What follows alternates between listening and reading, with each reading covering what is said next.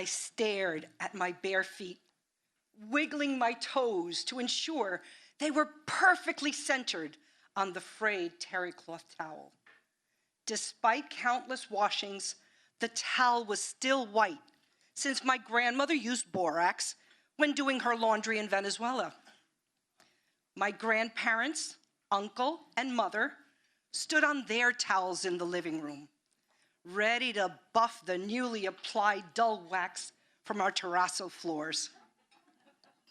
As a curious 5-year-old, I anxiously awaited to see the multicolored small stones and marble chips glittering once we were done.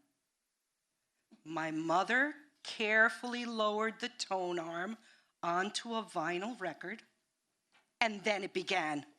The rousing sounds of the Afro-Cuban song El Manicero, the peanut vendor, permeated the air with all its syncopated clave percussion and brass splendor. Like a shot of adrenaline, we whirled on our towels, polishing the floor as we danced around the living room.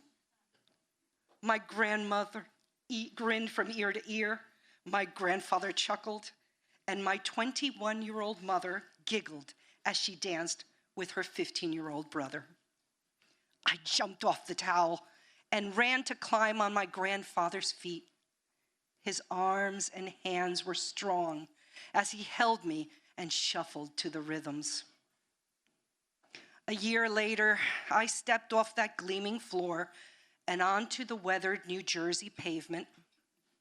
It was a brutal transition, adapting to freezing weather, scraping a living, an alcoholic stepfather, and constant moving from state to state. In elementary school, I struggled with the foreign sounds of the English language. It was nothing like Spanish, where we have 5 basic vowel sounds, versus English, which has over 15. The th consonant doesn't exist in Spanish, so we think about this instead of think about this. I couldn't understand why Americans say things backwards, like red door, which to us means door red. We have no sh sound, so therefore I took a shower.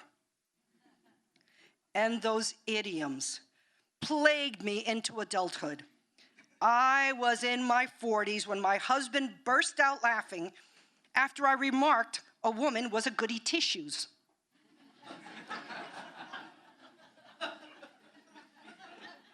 When he exclaimed that it was a goody two-shoes, my jaw dropped. That shoes could be goody? It was our Latin music and dancing that eased the transition and relieved the adversities. Those rhythms marked the perpetual thread that strengthened and connected our past to the unknown. Our festive gatherings were revived during my teenage years when we moved to Hialeah, Florida, where 70% of the population was Cuban.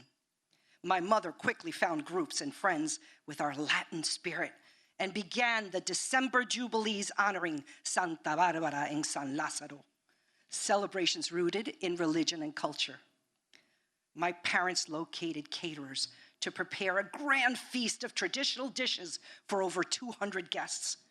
Our compact backyard with the chain link fence was transformed as the DJ spun the best of the 1950s orchestras. The terrace pool table was covered with plywood and long red tablecloths to serve as a buffet station.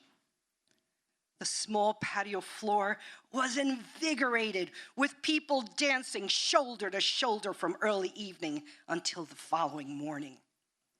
My mother was in her glory as she shimmied to salsa in her 5-inch heels. It fits the reason that when I married and moved to Connecticut, our annual Thanksgiving gathering became my excuse to roll up carpets and rearrange the living room furniture for my mother, uncle, family, and guests to rumba. There, my daughters stood on my feet, absorbing the steps. My 3 toddler granddaughters have moved to Tampa, Florida. Downtown, there's a historic neighborhood called Ybor City, which has one of the largest Cuban populations in the country. I long to attend their live music festivals when I visit my grandbabies. At their home, I will play my favorite Cuban melodies as I guide them onto my feet to mambo. With or without towels on the floor, I will be beaming with pride, fostering our Cuban heritage as we dance and sing to El Manicero.